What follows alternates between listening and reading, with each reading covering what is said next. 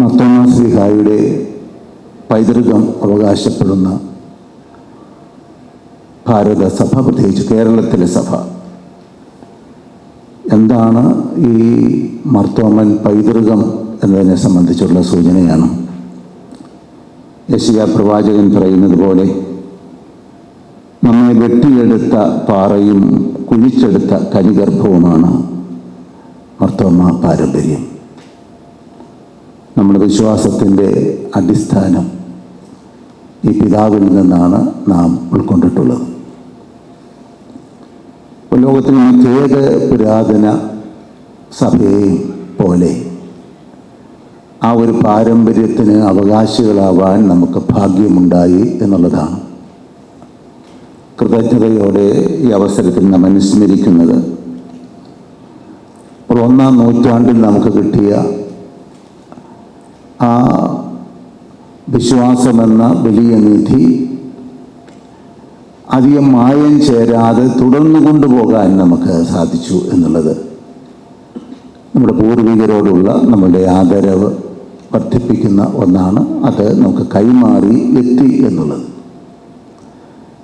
അഭിനന്ദ പെരുന്തോട്ട പിതാവ് നമ്മുടെ മിഷണറി, ഒരു കാലഘട്ടത്തിൽ നാം പുലർത്തിയിരുന്ന മിഷണറി ചൈതന്യത്തെ സംബന്ധിച്ചെല്ലാം ഇവിടെ സൂചിപ്പിച്ചു. എങ്കിലും നമ്മളിത് ഈ വിശ്വാസം കൈമാറി വിശ്വാസത്തിൻ്റെ വിളക്ക് കൈമാറി തലമുറയിൽ വരെ എത്തിയപ്പോഴും ഈ വിശ്വാസത്തിൻ്റെ വെളിച്ചം ഒരു വിരിപ്പിട്ട് മൂടിയാണ് പകർന്നു കൊടുത്തത്, കൈമാറ്റപ്പെട്ടത് എന്നുള്ളതാണ് ഒന്നാമതായി നമ്മുടെ ആത്മശോധനയ്ക്ക് വിധേയമാക്കേണ്ടത് എന്ന് വിചാരിക്കുകയാണ്. അപ്പോൾ വേരാണ് യഥാർത്ഥത്തിൽ നമ്മുടെ ശക്തി. തടിയോ ഇലച്ചിലുകളോ ഒരുപക്ഷേ ഒരു കാലഘട്ടത്തിൽ കണ്ടെത്തുന്ന പുഷ്പങ്ങളോ അതിൻ്റെ ഫലങ്ങളോ അല്ല.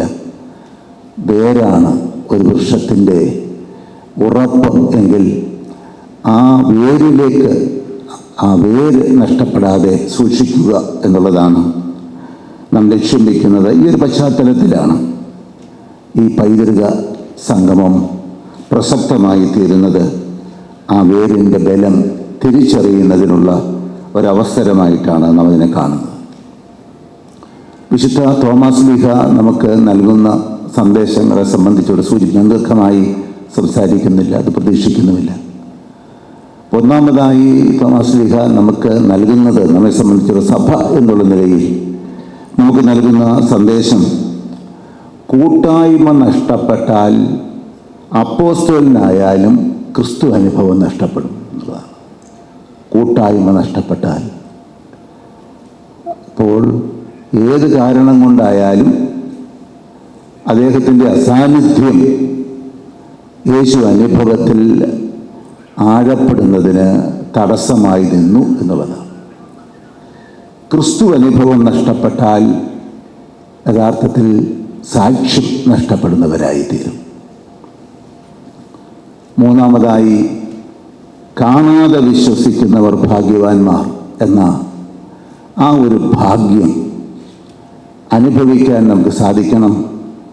അത് ഈ സഭാ ശരീരത്തിൽ ചേർന്ന് നിൽക്കുന്നതും അതോടൊപ്പം തന്നെ അതിൻ്റെ കൗതാശികമായ മാനവുമാണ്.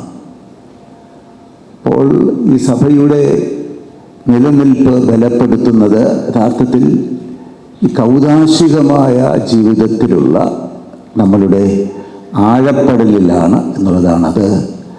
അത് നമ്മുടെ ഈ ജീവിതത്തെ നവീകരിക്കാൻ ഏറ്റവും പ്രധാനപ്പെട്ട ഒന്നാണ്. അപ്പോൾ ഈ സഭയെ യേശുക്രിസ്തുവിനോട് ചേർന്ന് നിൽക്കുക എന്നതിൻ്റെ അർത്ഥം സഭയോട് ചേർന്ന് നിൽക്കുക എന്നുള്ളതാണ്.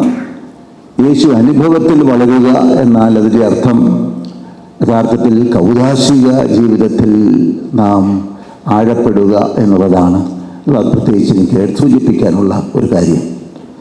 അതോട് ചേർന്ന് ഈ മാർത്തോമാ പാരമ്പര്യം നമുക്ക് നൽകിയത് എന്താണ്? യഥാർത്ഥത്തിൽ ഈ ആഴമായ യേശുക്രിസ്തുവുമായിട്ടുള്ള ആഴമായ സ്നേഹബന്ധമാണ് അടിസ്ഥാനം. ആ ബന്ധത്തിലേക്ക് വളരാൻ ആദ്യത്തെ അനുഭവം ഞാനില്ലാത്തപ്പോൾ യേശു മറ്റ് ശിഷ്യന്മാർക്ക് പ്രത്യക്ഷപ്പെട്ടു. അത് തീർച്ചയായും പുറത്തു പോകാനുള്ള ഒരു വഴി തുറക്കാൻ സാധിക്കുമായിരുന്നു. പക്ഷേ അവരുടെ പരാതികളെല്ലാം ആ അപ്പോസ്തല കൂട്ടായ്മയിൽ തന്നെയാണ് പങ്കുവെച്ചത്. ആ അപ്പോസ്തല കൂട്ടായ്മയിൽ തന്നെയാണ് പങ്കുവെച്ചത്. പക്ഷേ ഒരു ഹ്യൂമിലിയേഷൻ്റെ ഒരാഴ്ച പിന്നിട്ടു, നൊമ്പരത്തിൻ്റെ ഒരു കാഴ്ച ഒരാഴ്ച പിന്നിട്ടു. അവിടെ വേദനയോടെ ഒരാഴ്ച കാത്തിരുന്നു. യേശുവിനെ കണ്ട് കണ്ണു വിടർന്ന ആ ശിഷ്യന്മാരുടെ മധ്യേ, കൂട്ടുകാരുടെ മധ്യേ യേശുവിനെ കാണാതെ കണ്ണു ചിമ്മി നിൽക്കുന്ന തൻ്റെ ആ ഒരവസ്ഥ അതാണ്. യഥാർത്ഥത്തിൽ നാം ഒന്ന് കണ്ടു എന്നുള്ളത് കൊണ്ടോ എന്തെങ്കിലും പഠിച്ചു എന്നുള്ളത് കൊണ്ടോ ആവുന്നില്ല.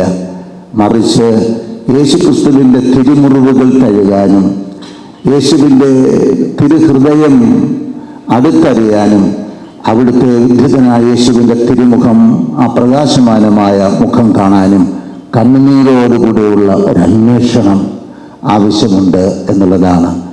ആ ഒരു അന്വേഷണം നമ്മുടെ ഓരോരുത്തരുടെയും ജീവിതത്തെ വിശുദ്ധീകരിക്കും.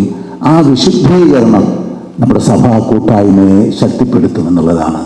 അപ്പം അതുകൊണ്ട് നാം ഇന്ന് ഈ ഒരു പാരമ്പര്യത്തിൽ നിന്നുകൊണ്ട് യേശു അനുഭവത്തിൽ വളരത്തക്കവണ്ണം നാം ആയിരിക്കുന്ന സഭാ കൂട്ടായ്മകൾ കൂടുതൽ വിശുദ്ധീകരിക്കപ്പെടാൻ ഇടയായി തീരുമെന്നുണ്ടെങ്കിൽ, അതിന് വഴിയൊരുക്കുമെന്നുണ്ടെങ്കിൽ സ്വാഭാവികമായും നമ്മുടെ സഭാ കൂട്ടായ്മ ശക്തിപ്പെടും എന്നുള്ളതാണ്. അതുകൊണ്ട് നമ്മെ തന്നെ വിശുദ്ധീകരിക്കുക എന്നുള്ളതാണ് സഭ എന്നുള്ള നിലയിൽ. വിശുദ്ധീകരിക്കുക, നമ്മുടെ ബോധത്തിൽ നിലനിൽക്കുക. അപ്പോൾ യേശുക്രിസ്തുവുമായുള്ള ആ ഒരു ബന്ധം, ആ ബന്ധം ആഴപ്പെടുത്താൻ നമ്മുടെ സഭാത്മകമായ യേശുക്രിസ്തുവിൻ്റെ ശരീരമായ ആ സഭാ സമൂഹത്തോട് ചേർന്ന് നിൽക്കും. അപ്പോൾ ഇപ്പോൾ പിതാവ് ആമുഖമായി ഇവിടെ സൂചിപ്പിച്ചതുപോലെ നമ്മുടെ സഭയെ സംബന്ധിച്ചുള്ള നിർവചനം സഭകളുടെ കൂട്ടായ്മയാണ് എന്നുള്ള ഒരു ബോധ്യത്തിൽ നമ്മൾ ഓരോ സഭാ സമൂഹവും വിശുദ്ധീകരിക്കപ്പെടുമ്പോൾ സഭയുടെ മുഖം, ആ യേശുക്രിസ്തുവിൻ്റെ ആ ഒരു മുഖം ഈ കാലഘട്ടത്തിൽ തേജസ്സുള്ളതായിത്തീരും. രണ്ടാമതായി ഒന്നുകൂടെ സൂചിപ്പിക്കാനുള്ളത് ആ പ്രേക്ഷിത ദൗത്യത്തെ സംബന്ധിച്ചാണ്. പ്രേക്ഷിത ദൗത്യത്തെ ആവർത്തിച്ച് പറഞ്ഞതാണ്. ഇപ്പോൾ തോമസ് ശ്ലീഹ നമ്മളോട് ആവശ്യപ്പെടുന്നത് രക്തസാക്ഷിത്വത്തിലേക്ക് കടന്നു വരാനാണ്.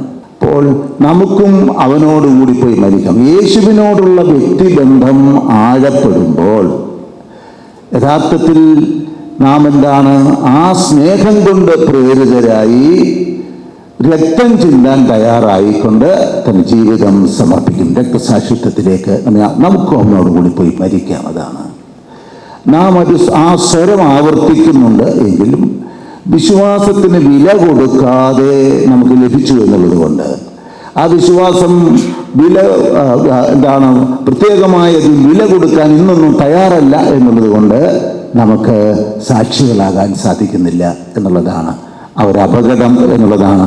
ഈ അവസരത്തിൽ ഞാൻ പ്രത്യേകിച്ചും അനുസ്മരിക്കുന്നത്, നമുക്ക് ഈ ഈശോയുള്ള സ്നേഹത്തിൽ ആഴപ്പെട്ട് കുരിശൻ ചൈതന്യമുള്ളവരായി നമ്മളുടെ ഈ വേര് കണ്ടെത്തി മുന്നോട്ട് പോകാനും നമുക്ക് പരിശ്രമിക്കാം.